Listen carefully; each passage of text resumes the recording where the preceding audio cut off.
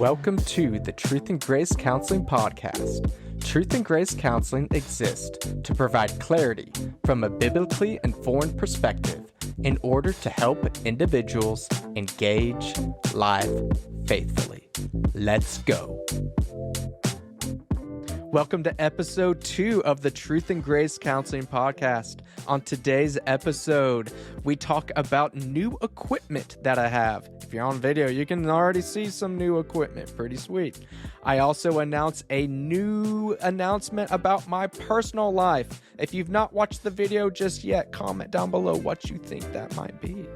I also talk with Pamela, who is the Truthful Therapist. What does that mean? In the last word segment, we talk about a word that is very misunderstood in Christian circles. I'll meet you at the water cooler. The water cooler.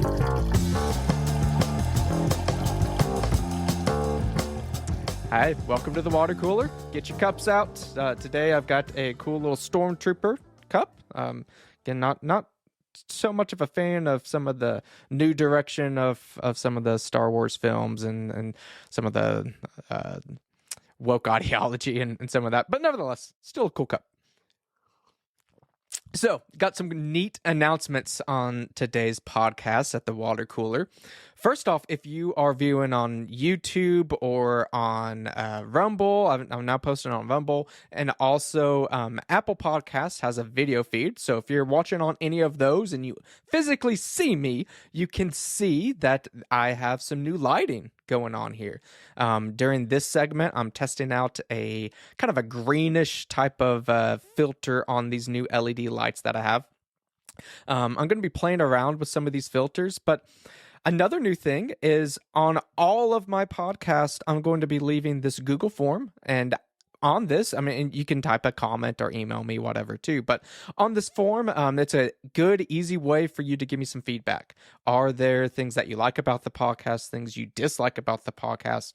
Are there some guests that you would like to have on the podcast? Do you want to be a guest on the podcast? Things like that. I always want that feedback. So let me know what you think about these lights, about the filter on there. It has a clear filter. I can get rid of all the color. If you're looking at that and you dislike it, that's cool. But just playing around with it a little bit. Some other new equipment. Again, if you're on audio, you can't really see this, but if you're seeing me on video, you see this cool little boom mic here. Really, really neat. This is going to mess with the audio just for a second. You can switch it around up and down. Really, really nice. And it's nice for me too that when I see clients, I can actually stick it way up in the up position. What's really neat, to get to the microphone a little bit too, is I can mess with the settings on it, and my clients can't even see a microphone in the screen at all, but it comes in really nice and clear. And that goes also with new microphone. This is a Shure MV7.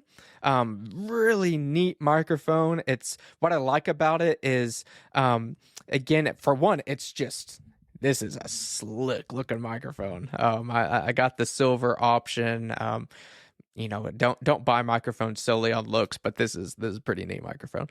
And anyways, I think the audio quality is much, much better. I also bought a new pop filter here, and I think the audio quality is going to be much, much better on this podcast. And I really take quality serious. I want this to be a very well-produced podcast. So super excited about this mic. And you can also mess with the settings on this. So again, when I'm on a Zoom call or whatever with my clients, I can set it to a further setting. So it will amp the volume up a little bit more since I have it off camera. And then now I've got the microphone right up next to me. So it has a near function there too. So it can kind of auto level there. Just super, super happy about this purchase. And I want to continue to buy things that will be helpful for the podcast, continue to innovate. I've got my buddy Ian. He's the one that is editing all of the YouTube videos and stuff. So feel free to say hi to Ian, and Ian, feel free to edit something in there to say hi to the listeners. He's really helped me out with that as well. So again, feel free to leave me a comment or go into that Google form and leave any feedback. If you like it, you dislike it. If you want to have a guest on the show, you want to be a guest on the show, that is always going to be there. Feel free to check that out.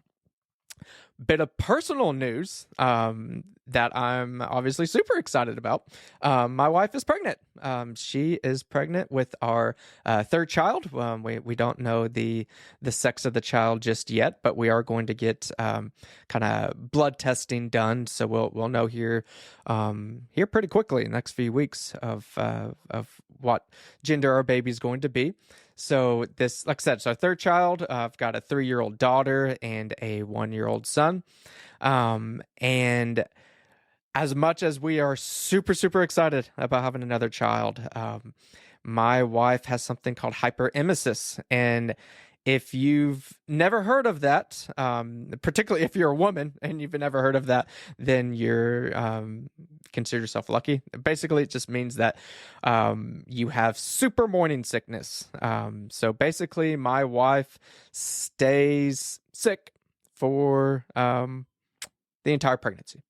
So not fun for her, but we're super excited to have another little one. And not only that, that's the most excitement, but super grateful and blessed to have my parents that live in the same hometown as me to be able to help out. And then also my church family that has just really stepped up. Had women over to help watch the kids and help clean the house and take care of any needs that my wife has. Super grateful for that. Feel free to leave me a comment of what are some ways, either if you're a woman that when you've been pregnant or had children, how either your church or family has helped you out, or just in general, if you're a male or if you're a woman that's had just other issues, illnesses, or just support from friends, family, and the church. How have they helped you out? And I think this is such an important conversation because I know in America, especially, we really like to talk about individualism and doing things on your own, which is fine and good. I support that. But we can't do it alone. We have to have community around us, and community is so incredibly important. So feel free to let me know down below what community helps you and what type of support that they give you. All right, thanks for joining me at the water cooler. I'll see you at the meat section. The meat section. All right, and welcome to the meat section. Today we have a special guest on. We have Pamela Garfield Yeager. She just told me her name, and I fumbled it a little bit, but is a licensed clinical social worker in California. She completed her MSW in 1999 from New York University. She has a variety of experience in schools, group homes, hospitals, and community-based organizations. Since getting fired for not taking, and we're going to do this on YouTube, so that one thing that people got fired for, a certain vaccine, she has dedicated herself to educate parents and embolden other mental health professionals to challenge the ideological capture of her profession. Pamela, it's great to have you on today. Hi there. Thank you so much. It's so great to talk to another like-minded therapist. Absolutely. And to kind of peel the curtain back a little bit, we were just talking before, and we're like, well, we might as well start this. We're already talking so much. So I'm really excited to get this going. So this being the meat section of the podcast, what we titled this, it's kind of the part where we actually get to business. Have to ask, what is your favorite kind of meat? Yeah, so I saw you told me you were going to ask me this question, so I thought a lot about it. This is the most important question, Yeah, right? absolutely it is. Well, I really love filet mignon. I take it medium rare, so pink, not red, but pink. Okay, yeah. So that's my favorite meat. But I have to say, honestly, my favorite food in general is seafood, and I really like sushi. So Okay. Now, when you say sushi, do you have a certain type of sushi or just really anything in kind of that world? I like almost all of it. Yeah, I'm pretty open. I've been eating Yeah. it for a long time, since the 90s, and so I've acquired a taste for it to not to feel comfortable eating all different types of sushi. I think I like the salmon the Hmm. best. I like a lot of different rolls, but yeah, fish. I like fish. Yeah. Okay. Very cool. We have. I mean, we. It's not like we in Oklahoma that we don't have any sushi. We have some, but it typically is going to be the big sellers anyway. Is you got to have a lot of sauce on it, fried stuff. All of that fun stuff. So it's sushi, but I wouldn't say hardcore type of sushi here. Yeah, that's true. You probably don't get as much fresh sushi in Oklahoma as I do in California. No, I mean we get catfish. There's a lot of that, but not the typical seafood type of stuff quite as much. Yeah, it's interesting how where you live will influence your taste of your palate. Which on that, California, Oklahoma, obviously two very very different worlds, and we'll talk more about that in a second, I'm sure. But when I think meat section too, when I hear that word meat around here, anyways, my immediate go to is barbecue. Um, do you barbecue much? Like how big is that over there? My husband does a lot of barbecue. We have a barbecue on our porch and he uses it quite regularly. So I'll eat it vicariously because he cooks. I really like when I go out for barbecue. My favorite is the pulled pork sandwich Hmm. with the barbecue sauce. So I definitely appreciate a good barbecue. Okay, very good. Yeah, I might need to just make a side podcast that's just about meat. I enjoy talking about the meat part, and clearly you've done your research on this question, so I appreciate that. So I'm trying to remember. We found each other on Twitter. Do you know like what like was there a specific tweet or something that we ran into each other? I don't even Well, remember. you posted a video that I really resonated with about being a conservative therapist and how Mm. you were going to speak out and you were no longer going to be shy about your values. And you listed, I think, 5 reasons. I don't know if I Uh-huh. can list them all, but a I lot of them were can't just either, so that's okay. it was just about being true to yourself and true to your values and not hiding it anymore, despite the fact that our profession is predominantly left leaning and I believe is very captured by ideology. Yeah. So that's why I Um, think I retweeted that and responded to it and shared it also on my Instagram. And I probably started to follow you. Maybe I don't know if I DM'd you or not, I'm not sure, but I really liked what you said. So that's how we connected. Gotcha. Okay. Good Well, job. I appreciate that, and um, we were we were talking about earlier. I think it's just so exciting, and when you hear like, oh, conservative therapist, if you are one, boy, you just latch on because we're just such in the minority that it's just so refreshing to hear. Like you, it's almost like a constant gaslighting that you're the only one that ever existed, and it's just Yeah. not true. So can I tell a funny story? I was just at Turning Point USA, and Mhm. I stood in line to meet Dennis Prager. He wrote a book, and I stood in line to get him to have the signature. And I went up to him and I said, "Hi, I'm a Jewish conservative therapist from California." And then he turned to me and he said, actually he turned to the man next to him, who's actually the executive director of PragerU, and he said, "This woman is a Jewish conservative therapist from California.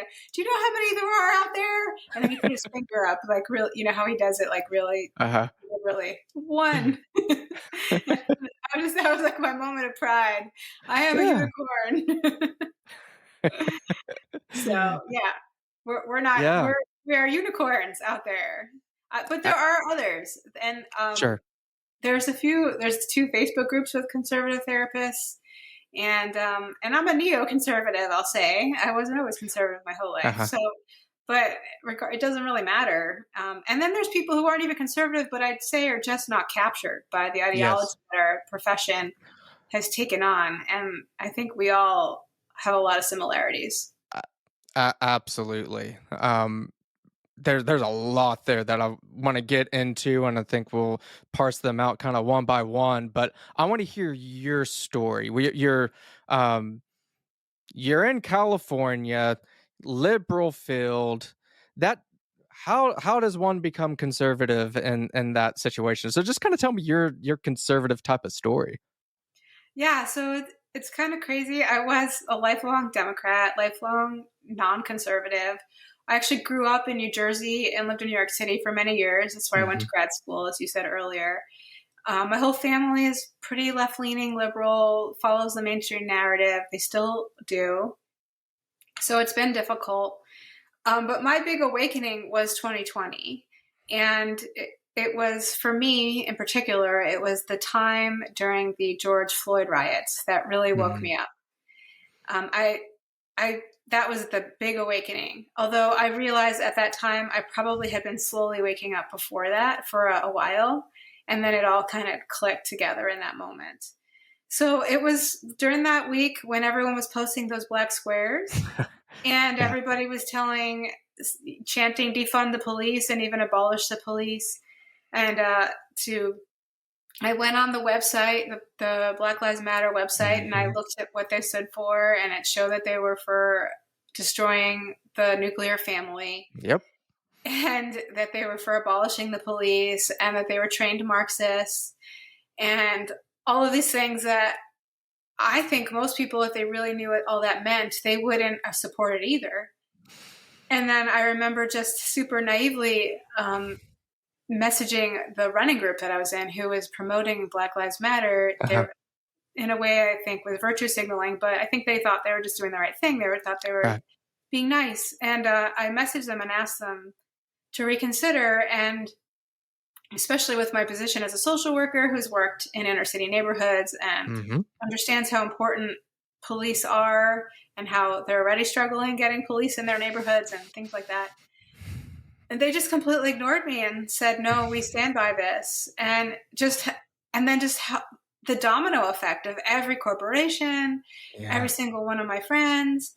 And then I was silent still for the most part. And then I remember on when the Breonna Taylor case came on Hmm. at the Hmm. scene, and the facts were not what they were saying in the news, and they were saying she was sleeping in her bed. Right. They were saying the police shot first when it turned out her boyfriend actually shot first, which sounds like it was all really an unfortunate situation where it Sure. was a misunderstanding because they thought it was just a regular intruder. I don't think it was an attack, but regardless, there was some merit for what happened there. It just sounded really messy, right? And so I posted Officer Tatum, who was part of my wake up, watching some of his videos. Uh-huh. He put the police report of what actually happened there. And all I did was post that police report on my Facebook. And I got attacked by Hmm. all of my childhood friends who all called me racist. Yep. They told me I was white splaining. They said, I don't care about black people. And these are people that honestly either work in tech or they're not involved in any of this stuff. I spent my whole career working, with underprivileged populations. I had Sure. been visiting the projects for over 5 years in New York City. I'd been working in East Palo Alto, where a lot of the struggling kids are here in the Bay Area. I live near San Francisco here in the Bay Area. I was working with those populations, Right. my whole life since the mid 90s. And so I had seen it firsthand. And so it was strange for me, someone that's actually, I'd say, doing the work or, just Right. really actually at least trying to help and being involved in it, dedicating my life to it, not getting paid much for it. These people telling me I don't care about these populations. It was ironic and difficult, and that was my big wake up, that I Mm. didn't realize people were that captured, I guess. Yeah. And the reason I was so naive to that, one of the reasons, is I was actually on disability for several years just before that. And so I wasn't really a part of the whole, I'd say, the years between 2016 and 2020, where I think our nation really went on a deep Mhm. divide. and the Yep. media really went kind of cuckoo about some of these narratives, and I wasn't really paying attention to them. So I wasn't indoctrinated, I think, the way others were. Hmm.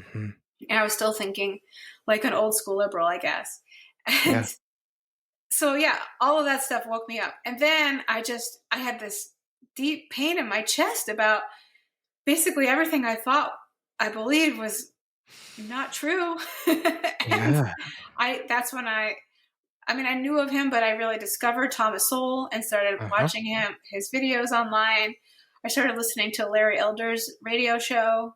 Hmm. I started listening to Charlie Kirk and learning more about like politics and civics and how our government was working and just hearing other points of view. And I'm not even saying I agree with everything these people stand Sure. for, but it doesn't mean I still didn't have a lot to learn from them. And I did. I learned a lot from a lot of these people. I listened to Dave Rubin, who is, I think, was similar to me, where he was a liberal that Hmm. kind of woke up. He woke up because actually he had Larry Elder on his show, basically I, teach I him I that. remember that video. That's a good video. Yeah, so I identify with him a lot. That systemic racism is a lie, basically, because I did believe in that. And what's strange that it's become such a strong narrative is that that's something I believed in. I'd say 1994, when I was in undergrad as a sociology major, I Yeah. was one of the first rounds of people who were indoctrinated into this Sure. ideology. But I guess I didn't take it as literally as it's being put out now. So it didn't always add up, and I just sort of took pieces of it. And Hmm. now I don't take any pieces of it. Now I realize Yeah. it's all a way to divide us. I've just learned a lot of things, that this is all a way to divide us, a way to keep us, I'd say, silent. You know, if you're not Yeah. of a certain skin color, you can't say things. I'm just emboldened now. I'm not scared anymore. I get it. I get that this was an agenda. Sure. And it's been a rough road because I lost friends, one just from being on disability and learning that people weren't there for me that I believed were my friends. And then I Mm. lost a second round of friends for posting about Breonna Taylor and not standing by BLM. So it's been a journey. And You know, it's yeah, it's interesting you talk about that. I mean, 2020 is a year uh, anybody that's alive now will never forget that year. That just it was just constant. Something was hitting you all the time. And it's interesting hearing your perspective on that because I had a similar experience, but I was in such a different setting. So in Oklahoma, like I said, and we were hit with COVID policies like everywhere, but by and large, we're in a rural red area.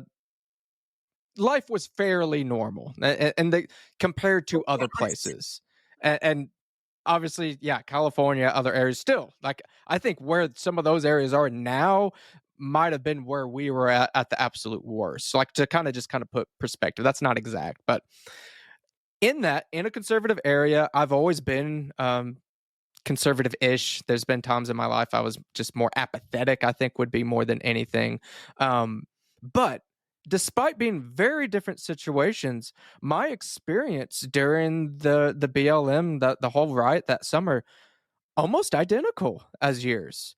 And that's what really struck me. There's black squares everywhere. There's just this BLM stuff everywhere. I say, yeah, I did the same thing. Went on the website verbatim, showed people this is what this website says. Destroying the nuclear family. This is in the website. Like I'm using their words, and like, oh well, just because I don't agree with the organization, I still agree with the mindset. It's like in my mind, it's like if this is happening here in rural, super ruby red, conservative Oklahoma, it's everywhere. It is absolutely everywhere. And I wasn't quite to the point where I'm as open in my profession, but personally, that was a huge shift in my life too. It's like, oh my gosh, like if I want my kids to have any semblance of like truth, like I can't just like stuff. I have to say something.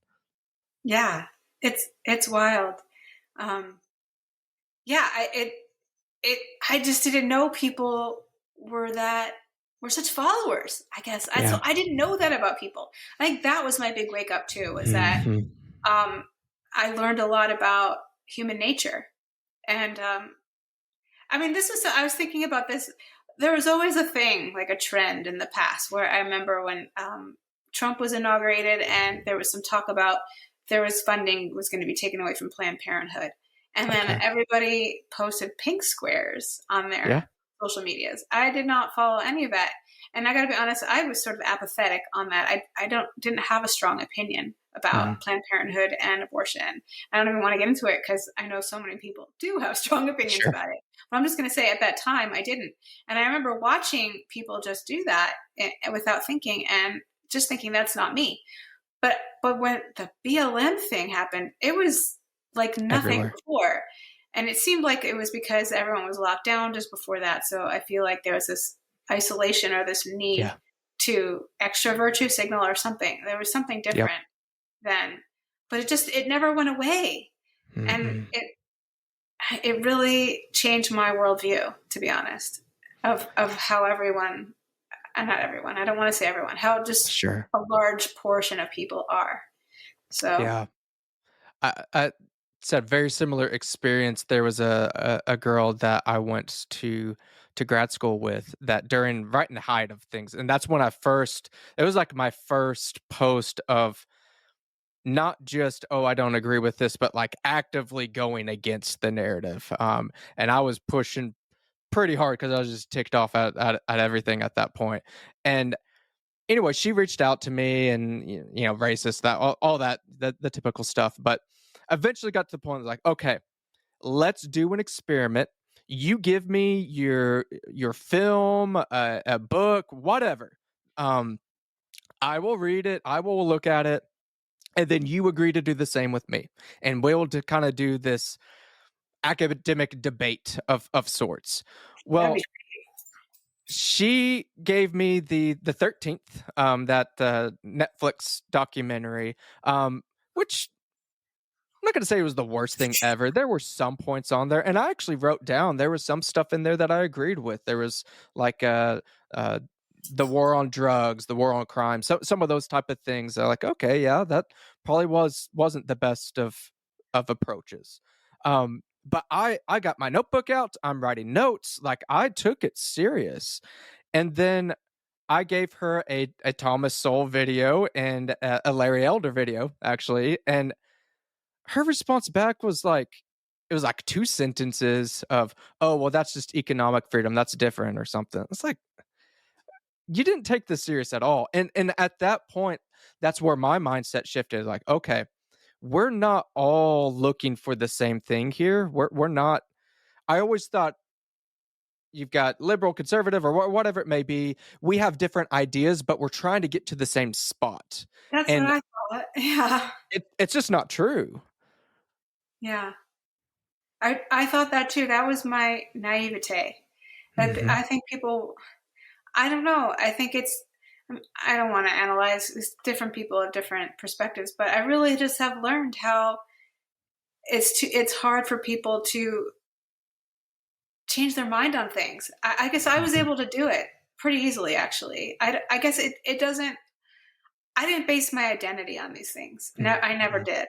And I think that's what's different about me. And I realize that a lot of people do, including my own family. And I Yeah. haven't been able to, they just say condescending things to me like, well, we know you have those views, but we love you anyway. But whenever we have a conversation and I bring up some just truth, they just say, I didn't know about that. And they change the subject. And they don't want to hear it because they don't want Yeah. their reality to be shattered. I mean, I think their reality that's based on a lot of lies. Sure. So it's tough.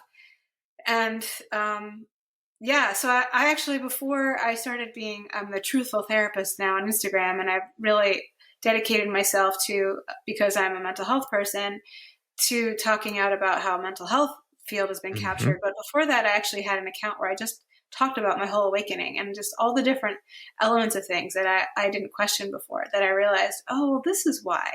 Well, this is why we need the Second Amendment. Oh, Hmm. this is why I mean, I just didn't think about it because I was a spoiled, free American that didn't know these things, who was indoctrinated in college and in grad school. So it Yeah. was just me kind of waking up to all these. at least understanding the conservative point of view. I just didn't understand it before. I did. By the way, I'm married to a conservative man, so I never obviously was not thinking that conservatives were racist or bad because I married Sure. one and I love him very much. But I always just thought we had different points of view. Like I'm the bleeding heart liberal social worker, and he's Uh-huh. the no nonsense conservative. When it comes to that. But now I'm in some ways more conservative than him. Sometimes, like, well, Yeah. I'm just more deep in it, like where I'm really paying attention and watching what's going on and seeing how all these policies are how especially in California, how these policies are harming people on Yeah. purpose. I think at this point, but they're either way, if they're harming them and not hurting them. I mean, and Yeah. not helping them. Right. Um, and things that a social worker is not supposed to think, because a lot of the things that they implement are things that would supplement or fund my job or what I would want to do. But now I'm like, wait, Yeah. these programs actually aren't helping at all. So I watched Uncle Tom, and I tried to get my Uh-huh. family to watch that, and they said they would watch it, but they never talked about it. So I think they never did, and we couldn't ever have a conversation about it, because that really taught me a lot, and not just about what's happening today or what was happening in 2020, but the whole history of the Yeah. Democratic Party, and how civil rights came into play, and yeah, just a lot of things, even from the past, that were misconceptions or overlooked or glossed over in my education, right? So, Right. And I think that's what's so powerful about things like that is that's not an opinion. You have a debate or whatever, two different perspectives. Okay, fine. That maybe one's right, one's not, or maybe we just agree to disagree. Whatever. But you look at experiences like that, um, Uncle Tom, any type of my one of my big just documents of looking at 2020 stuff was what again with Thomas Sowell of discrimination and disparities. yes, Read that that's book, it. and I just wanted to throw it at people because it's like this is what's going on here. If and this is not opinion. This is just fact. And I think that's that difference though of that the ideologies. If truth is not at the end of the road, then you can believe anything. If I want my team to win, if I want to feel better or whatever it may be, the ends justify the means. I'll get there any which way I can. But if truth factors in there, for instance, I'll give one thing on me just with COVID stuff that I think I've been right on most of it. But in the beginning, I thought, okay, we're gonna go in through March and then by June it'll be gone and no big deal. And I was wrong. Like I thought that too. I had no idea. Yeah. yeah. And I can stand here and say, okay, it was a bigger deal. There clearly was more effects there. Definitely in the elderly population. I was wrong on that because the facts show it was a much bigger deal. Fair enough. Well, I'm I guess it was the government piece. I didn't realize the tyranny part. oh man. Oh, but that's the whole thing. Is that's a whole other question that if I can't stand on that truth side of things, where this is something that is legitimized, I can look at in 2020, look at the excessive death data or whatever, government intrusion or not, I can look at that. There was an effect there. Anybody can agree with that. However, what we can't agree about at all is how much did that intrusion affect these numbers, not in 2020, in 2023. We're still facing these issues. And maybe I'm putting on my tinfoil hat a little bit. I think that's going to be the rest of our lives, that we're going to have just some unraveling because you look at education levels, vaccine stuff, childhood vaccines are at all-time lows. I mean, who knows where this whole thing unravels. But going back to another Thomas Sowell thing, not only we look at truth, we have to look at um, what are the consequences here, who's facing the consequences. And the big wigs in Washington, they just sign something, they move on, they've got plenty of money. We're the ones that face the consequences. And again, you just want to shake people, like, stop supporting these things that are, like you said, not just not helping, but actively harming people, and it's just very, very frustrating. That was what was so hard during the COVID and the lockdowns, because who was hurt the most? The low income families, Yep. the minority families, the people in the inner cities. As someone who's worked in schools and inner city schools and already worked with children who are already truant, not showing up, struggling academically, to think what they did to the education system to lock kids down like that. I mean, I still can't wrap my head around the damage that was done. And Mhm. I was like, my heart was aching so badly, and I just couldn't understand how people who say they care about the underprivileged, or poor people, or people that have less than them, how they would think that this was all okay. That would, to me, just blew my mind. I mean, that was never a Democrat stance, and No. I just couldn't understand how this was okay. And especially as a mental health person, other social workers out there that I think we all got into the field, as much as I kind of talk smack about how they are. I mean, I believe that they believe they're helping, and they're there to help, and they want to help the less privileged, or however you want to call it, people who are struggling in some shape or Sure. form.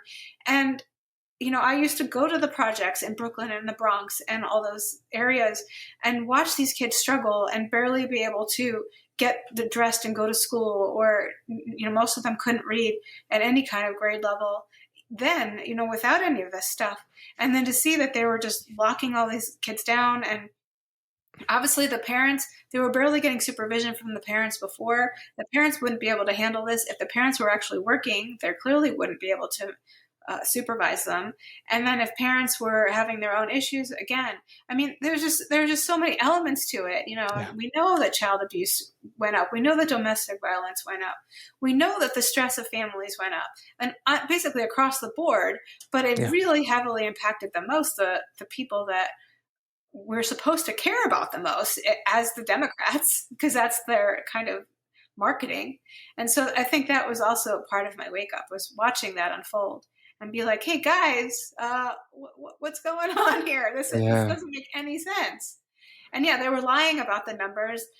We know that in New York, Cuomo put the COVID positive Yep. patients into the nursing homes, and then that made the numbers go up high. But people don't realize that that's why the numbers were shooting up. I mean, that was inducing fear. We know that there were a lot of false positives. We know Sure. that they were beefing up these numbers to make everyone afraid. They were doing that ticker every day of the deaths Oh, just to make awful, everyone awful. afraid.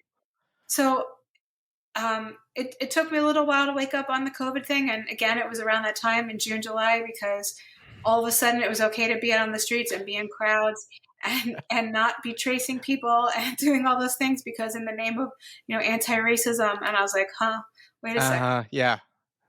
Yeah. That was at that level. Not that I really had. I was an early adopter to some of the distrust of some of the COVID stuff. Like I said, even to a degree where I was even wrong. Like, Polly thought that it was going to be a much less big of a deal than it ended up being. But that period, if I had any shred of respect left for public health officials, like, okay, you guys don't care at all. This is just a game to you. Yeah, that was it. That was when I was like, okay, they're not for our best interest. And No. here in California, see, you didn't have to go through what we went through. I mean, we actually weren't even allowed to drive more than 5 miles from our house for Great. several weeks. Then we were lucky, and they let us go 10 miles. And they actually had police officers out on the freeways to pull people over and run their license plates. I mean, this was happening. I live by the beach. They Incredible. closed the beaches down, and they closed the parking lots. I was actually allowed to go to the beach as a resident, because what they were doing is they were running license plates, people parking in the neighborhoods. And if your license plate wasn't in our town, you got a ticket, you got a citation. I don't know for how much, but they were doing that. So, I mean, this is how insane it was here in California. And this was well past June, July. This was going on I mean, kids were locked down for over a year, 2 years, close to 2 years here, the longest. So I just couldn't believe it. This this talk, it kind of leads me into, and I've read some of your Substack and everything, so I've got a little bit of detail, but I'm actually just curious myself. Um, Tell me a little bit about what led into being back into work. Obviously, there's these mandates. I don't know if I'm on YouTube allowed to say vaccine mandates. If not, I'll bleep it out. So vaccine mandates. But what led into your decision to not do that and ultimately lose your job? Yeah, so I was working at UCSF in 2016. I actually just started this new job. It was really well paid, and I thought this was like the beginning of finally getting a job with good benefits and a good salary. And after all these years of kind of working for crap and all that, so I got this job at UCSF, and then they gave me kind of a terrible desk, and I quickly came down with pain in my wrists and my arms, and then it snowballed into pain in my neck, and then really shooting pain down my arms, or to the point where I was incapacitated, and I had to drop out of work. And I didn't know what was going on. I thought I just had some carpal tunnel and just a little rest, and I'd be back. But it turned out I had this really serious, rare condition called thoracic outlet syndrome, Hmm. where basically my nerves were being compressed between my collarbone and my top rib over here, which is called the brachial plexus. And most doctors don't recognize that or know what that is. So it took a long time to figure it out, a long time being over a year. And they didn't believe me. They just wanted me on antidepressants because they thought I was just avoiding life, even though I could barely tie my shoes. I was basically struggling with my ADLs. I was really bad. And before that, I was a very athletic, active person. I was doing triathlons. I was an avid swimmer. I had swam from Alcatraz maybe 6 times. I mean, that's what Wow. a big deal of a swimmer I was in terms of how dedicated I was. I wasn't that fast, but I just really enjoyed it. And I was very Yeah. involved and very active and just very athletic. I did martial arts, all kinds of things. And the fact that they were just treating me like I was just some person just giving up on life because they couldn't see what was happening in a scan was heartbreaking. And of course, I would cry in the office because no one would believe me, and I was really scared. So then they just thought I was more neurotic, and that was just the Oh cycle. my goodness. So I went through this whole thing. I went through this whole odyssey. I finally figured out what was going on, mostly through online. And then I found a specialized doctor and had to pay out of pocket to give me the proper diagnosis.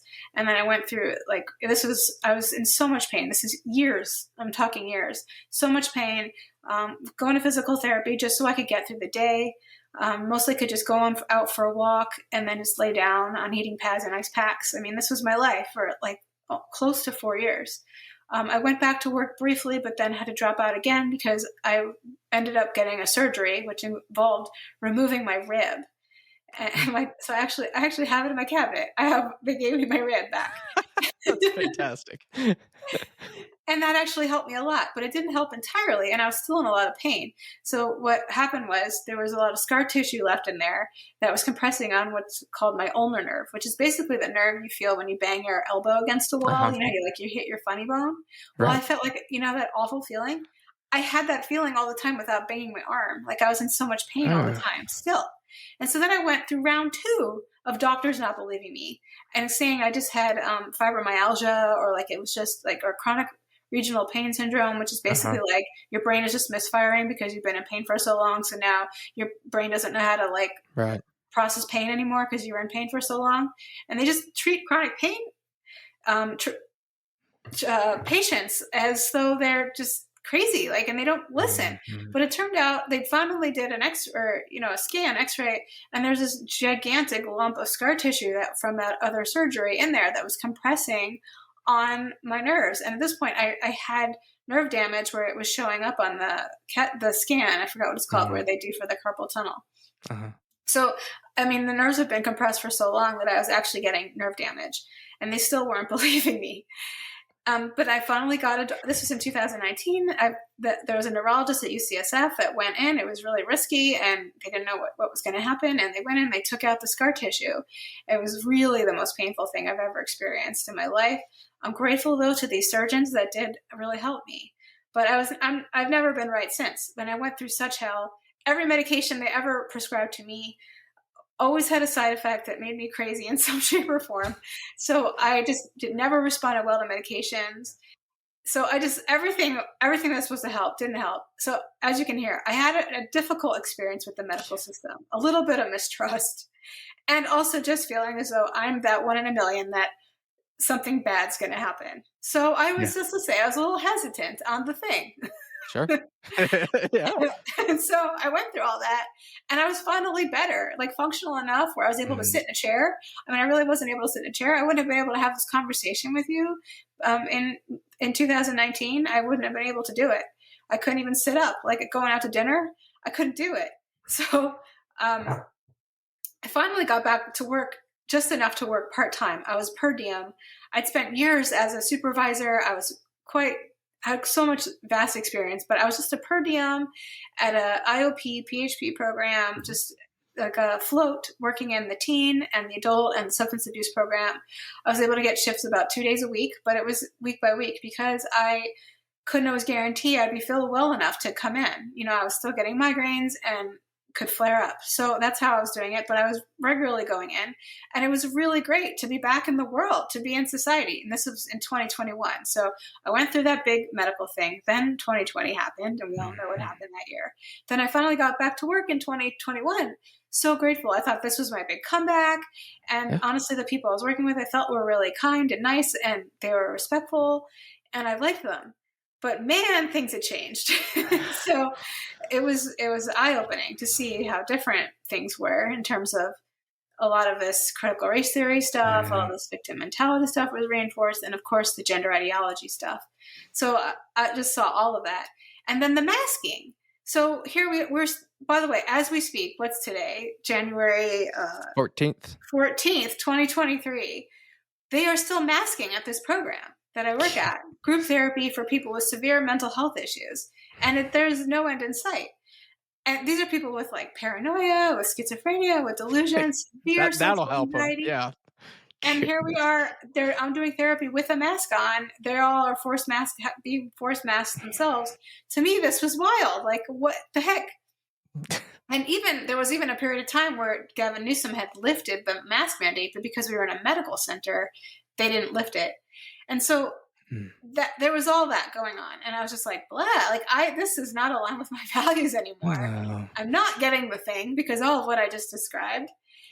And I actually applied for what I thought I could get, a medical exemption, because of everything I went through. Sure. But actually, the state of California wouldn't allow anyone to get a medical exemption. No one could get a medical exemption. I think the only exception is if I had experienced anaphylactic shock from a vaccine in the past. That'd be the only exemption. So despite everything I went through, I wasn't allowed to get an exemption. I did not mark religious exemption, and truthfully, I'm not even that religious. It would have been a lie. Maybe I would have done it, but at the same time, I also felt like everything that was going on there was not aligning with my values. I still get some disability because I can't work full time. So I let it go, and then that's when I decided I'm going to be the truthful therapist, and I'm going to Yeah. speak up, and I'm Wow. uncancelable. I realized I kind of had a calling after going through all of Yeah. that, and I felt like they weeded me out. I hadn't really spoken up about what was going on. I was getting ready to, but then they weeded me out before I had a chance to, because I was only Yeah. there for about 6 months and only part time as a per diem, so I didn't really feel comfortable yet. But I was getting respect. I'd just gotten a really good review the week they let me Mhm. go.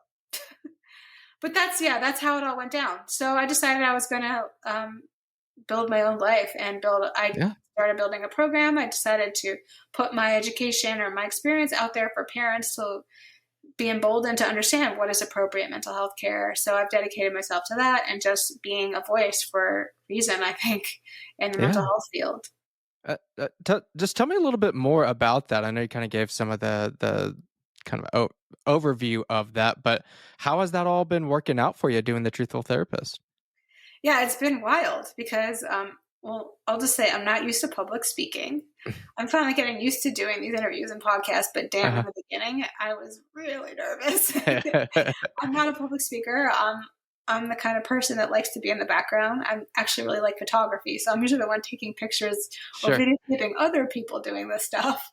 So being in the spotlight has been a different experience and not something I asked for or was looking for. Yeah. But at the same time, I feel grateful that I have found a voice, that people have found me online, and I've had a lot of therapists message me that they have felt more comfortable to speak up as a result of seeing the videos and the essays and things that I've been writing and Mm. putting out there. So that makes me feel good. I feel like I've been displaced so many times. I mean, part of what we all want is to have a purpose, right? And Yeah. I've been displaced so many times. To me, I was just so lucky to just like get up and go for a walk and then go back to bed. So I just feel so grateful now to be out there and have people like be able Yeah. to listen and respect what I have to say, and be able to help parents that are struggling to find appropriate mental health care for their children. So that's Yeah. been wonderful. Yeah. Fantastic. And when you're sharing your story, this is what I've had a hard time explaining this to people. Like I said, in my circle, most of my friends are pretty conservative. Most of my family is pretty conservative area. It won't happen here. That's kind of the mindset that people have. And again, it's shocking to me that you share that story, and we have some differences. I haven't had the chronic pain and all of that. Although right now my full-time job is working with current pain. So your story is just like sending just all sorts of evil thoughts in my head of like how could they treat someone like that? But I in my position, and I had such a hard time explaining this to people because I worked at a hospital at the time, doing something somewhat similar, but it was purely outpatient, and it was with senior adults, which we had a mask mandate and stuff too because we're in the hospital. But I don't work there now anymore, so I don't really care. But I never enforced it. It's like I'm not going to tell these old people that can't hear anyways to Yeah, it's put a crazy. mask on. So I didn't enforce that, and I never got fired for that. But the mask or the vaccine mandate came in, and people didn't know. They're like, oh well, the OSHA one, that one got overturned, so you're good. Like, no, this is different. And I couldn't get people to understand that. It's like, this is a completely different thing. Any institution that is accepting Medicare money has to do this. There's no questions asked. And I the one somewhat regret, I guess I could say, the timing of it all worked differently, is I wish I would have been fired. I wasn't. The way it kind of worked, I was set to be fired because I wasn't going to get it. Not really so much for my own health, although that was a big piece of it. And unfortunately, I think every day I'm kind of being proved right by some of those concerns I had. But it was much more of a "don't tell me what to do" type of thing. And I actually, the day that came down, I spoke with my pastor, like, "Hey, what should I do here?" Um, and between talking with him and kind of looking at my own values, I decided to not go for the religious exemption. And I think I could have gotten it if I pressed it hard enough. But kind of similar to you, that wasn't my reasoning. It wasn't why I didn't want it. And I felt that wasn't truthful either. So, like, yeah, you're going to have to fire me. And I was going to. In fact, it was close enough to where it was like a Wednesday or something, and that was going to be enacted that following Monday, and I would have been fired. Like, I even had to tell patients because it would have been the last time I would have gotten to see them. Like, hey, if you don't see me next week, the president fired me. I don't know what else to tell you. But the courts did come in the middle of that, and they pushed it back for however long, before the Supreme Court went to it. In the meantime, I had gotten an offer, from my current job that I have, and it's remote based, so I wasn't affected at all. And the way the timing worked out, like, I needed to go ahead and accept it. Now, eventually, the Supreme Court overturned that or whatever, so that I would have been fired. But I just, that extra piece of me wants that, like, I was fired by the president, and unfortunately, I don't have More that fun that cushion. way. Yeah, not quite there, but I very gladly would have. But anyways, I appreciate your story on that because I'm not going to dog anybody that, particularly if you had a legit religious reasoning for taking it or for not taking it. And I think if I would have gone that way, it would have been more so not of a I'm against this vaccine itself, but more so kind of a conscience type of issue. I I could see where somebody could kind of make that argument, but what's frustrating to me is what happened at the hospital afterwards. Is they realize, oh no, we have like a third of the people that are not going to take this, we can't function. So they started passing out religious exemptions left, right. Everybody gets it. So it's people like me did leave. There was a hit, but not the degree that there should have been. And I don't want to get like too prideful and be like, oh, I want the world to burn because they hurt me. But I do want there to be consequences for terrible decisions like that. And unfortunately, I think it did kind of get softened a lot by some of these exemptions that just got thrown out there. Well, around here, almost everyone got it. I live in San Mateo County of California. All of my colleagues had already gotten it, but right when I was started, they had already been vaccinated. So I don't think they really felt the hit. I don't know how many other people left, but it was a small amount. And I remember I was standing out with other like healthcare workers in the area. I stood out in front of San Francisco General Hospital, and they weren't even giving religious exemptions to those folks. But it still was a small minority because most people did take it. They took it without coercion. But a lot of people didn't agree with the mandates regardless, but they were still kind of, they still had their jobs because they took it. Right. And what you had shared there, hey, I'm uncancelable. I love the way that you're looking at that, and that's part of the reason why I have decided to start going out on my own, and it's actually functioned into as well. I have determined I'm never going to accept any in-network insurance for a similar type of reasoning that I don't I don't want to play by anyone else's rules. I Yeah. don't want those hooks in there. And it's unfortunate. Like I get it. Like therapy and things like that, they can be expensive, but it's just not worth it for me to try to go through something like that again. I distinctly remember on that Wednesday or whatever it was before that got overturned, sitting there like my livelihood. I've got a wife and two kids. And now we've got another kiddo on the way too. But before that, with this two kids, and like you're just gonna take that away because I don't want to do this. And that moment is like I'll never forget that. It's like I got to change things in my life to where I'm not so beholden on a job like this, to where they can just take everything from me and my family like that. Yeah, that was the big awakening too. I again, as a spoiled free American, never felt the government on me like that before in Yeah. my life. Never had the government affect me that way like it did during all of these COVID measures. I mean, I literally lost my job, but just everything, right? Yeah. And watching my entire life be changed because of what the government is doing. And I came out pretty, I think, well. I mean, I'm okay. I have a husband who has a job. He did get the thing, and he actually had a terrible reaction to it, but he got it before the coercion. And then we both got sick with the virus together. So that's when I knew that the thing didn't work very well. So there was that too. Right. Yeah. But we were fine because we took that horse medicine. Did you ever look at some like Amazon reviews that there would be on there like my 150-pound horse felt so much better after I took this. Like there's No, some great reviews out there. no, I've not seen that. Oh, But that's the cool. point is that I'm okay. Like my livelihood. I'm not a single mom taking care of children. I didn't have to make that life or death decision, really. I mean, I feel terrible for people that had to do Yeah. that. The fact that they put that on people like that, it blows my mind. It's Sure. so unethical.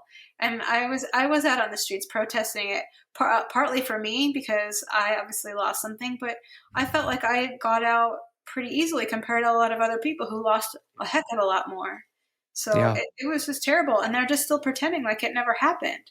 And it's heartbreaking. And sure. it's heartbreaking because I feel like not only did those people obviously lose a lot, but we've all lost a lot, because what did they do? They weeded out people like you and I who think for ourselves and don't go along with Yeah. mandates and what the government tells us to do.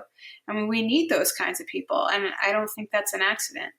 So, No, I can't even remember what I was watching yesterday that was talking about how, actually, I do remember. Have you ever watched the Flecka's talks before? no. Okay, he's not who you go to for your just very serious political discussion, but just for kind of a goofy laugh. Uh, anyways, but he was talking about how you've got your hardcore mask wearing, just compliant everything. And then you've got your red blooded American that's, don't tread on me, that type of thing. And they're fighting each other, just bam, bam, bam. We're going at each other, and they're the enemies. When in all actuality, they're not the enemies. The government. Exactly. But it's just so frustrating because that's all we see. We see the person at the grocery store yelling at me for not wearing a mask, so I yell back at them. But it goes so much higher than that. Oh yeah, now that's been the saddest part. Is I get more sad at the people that are behaving that way, and frustrated. But I'm not really mad at them. I'm mad at the situation. I'm mad at Yeah, I don't know, the elites, the people that are running this, the people that are putting this in place. That's who I'm mad at.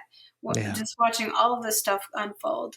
I was just, to change the subject, I was just at a rally in Davis, California, because yeah. they're actually putting they're connecting children with a medical clinic to get them transition medicine without parent permission from age 12 and up. And Libs of TikTok just did an article on this. So we were out there on Wednesday, in the pouring rain. It's been pouring rain here in California. And there were some of the kids that were going up to us, telling us that we're horrible, we're transphobes, we're bigots, we don't care, all these things.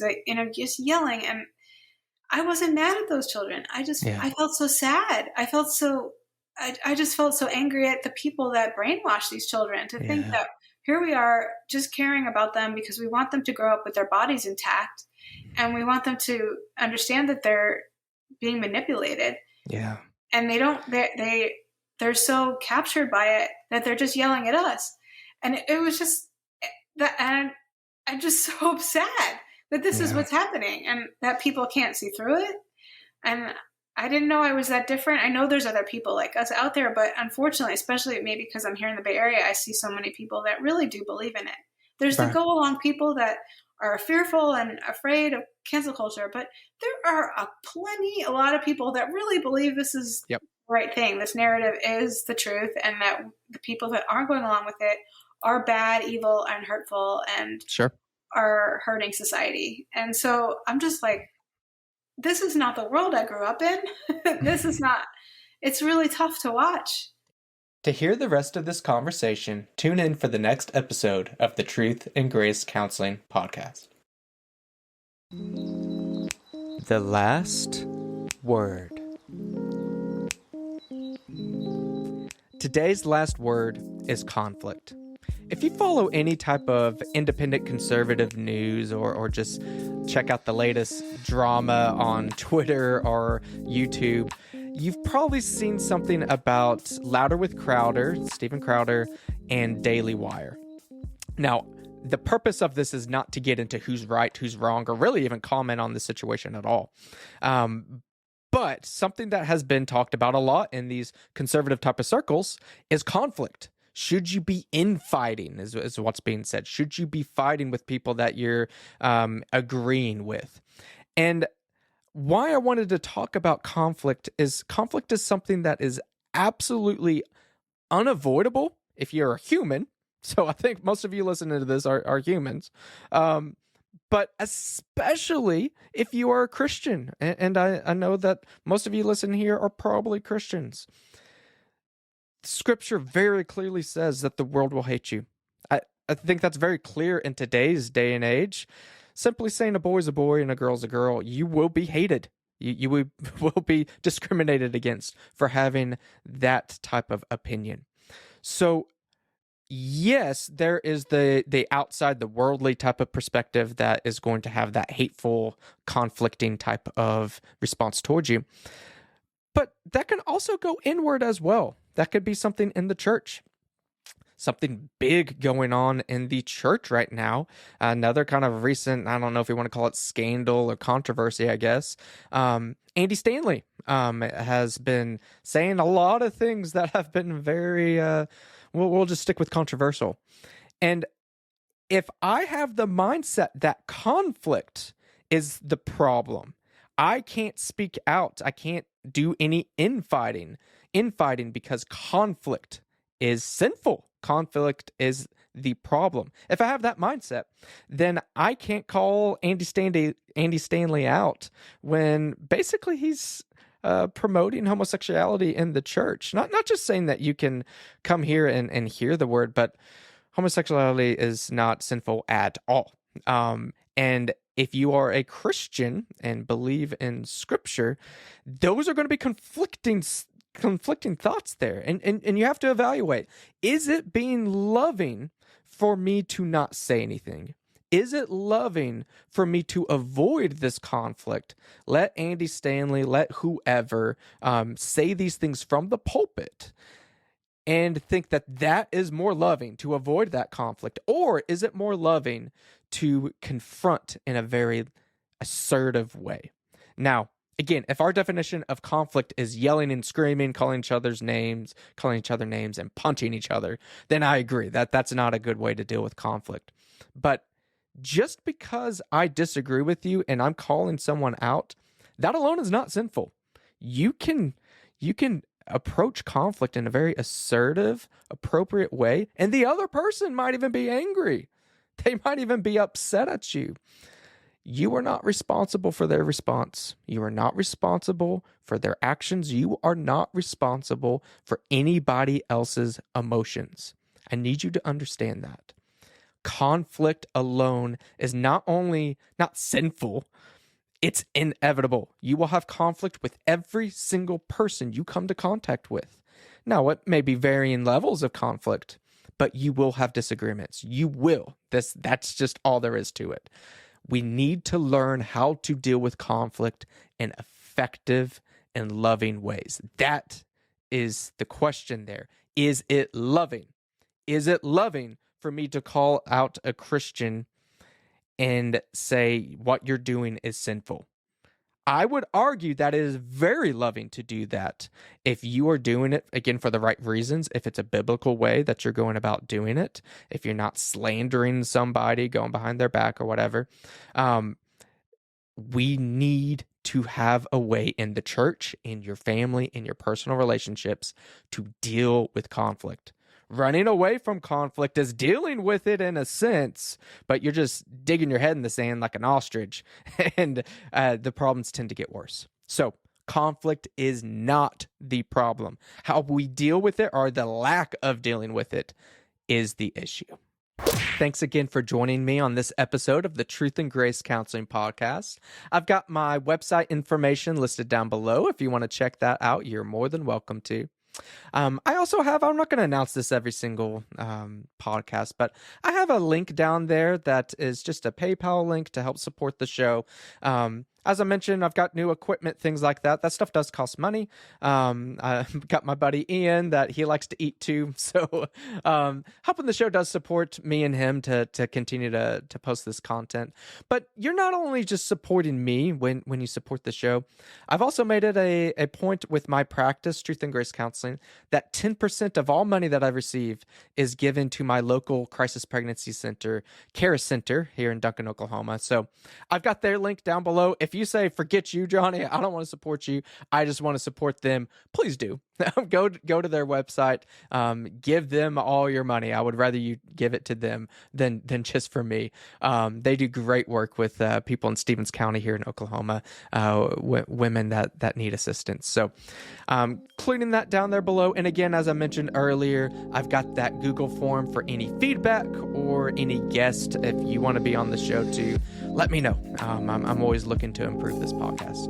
With that, you guys have a great week. Thank you.